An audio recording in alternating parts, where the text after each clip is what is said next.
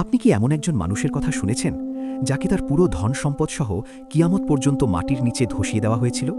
সেই ধন সম্পদ যার চাবি বহন করতে ৭০ জন শক্তিশালী পুরুষও হিমশিম খেত।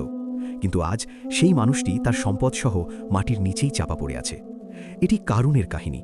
তিনি বনি ইসরায়েলের একজন অত্যন্ত সুদর্শন ও সুমধুর কণ্ঠের মানুষ ছিলেন। কিন্তু যখন আল্লাহ তাকে অগাধ সম্পদ দান করলেন, তখন তার হৃদয় পাথরের মতো কঠিন হয়ে গেল।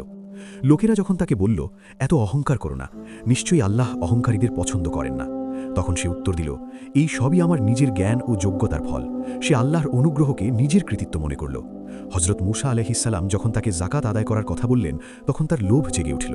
সে হজরত মুসা আলাইহিসসালামের মর্যাদা নষ্ট করার জন্য এক নারীকে স্বর্ণমুদ্রা দিয়ে প্রলুব্ধ করল, যাতে সে জনসমক্ষে আল্লাহর নবীর বিরুদ্ধে অপবাদ দেয়। কিন্তু সত্যকে মুছে ফেলা অসম্ভব। আল্লাহর ভয়ে সেই নারী জনসমক্ষে চিৎকার করে বলল, মুসা নির্দোষ আর কারণই মিথ্যাবাদী। মুসা আলাইহিসসালাম দুঃখ ভারাক্রান্ত হয়ে আল্লাহর কাছে প্রার্থনা করলেন। তখন আকাশ থেকে নির্দেশ এলো, হে মুসা, আজ জমিন তোমার অধীন। এরপর মুসা আলাইহিসসালাম জমিনকে আদেশ দিলেন, তাকে গ্রাস করে নাও। কারণ প্রথমে হাঁটু পর্যন্ত, তারপর কোমর পর্যন্ত মাটিতে ধসে গেল। সে অনুনয় বিনয় করতে থাকল, কিন্তু তখন আর সময় ছিল না।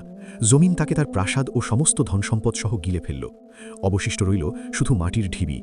এই মাটির ঢিবি আজ সাক্ষ্য দেয়, কোনো ধনসম্পদ আল্লাহর পাকড়াও থেকে বাঁচাতে পারে না।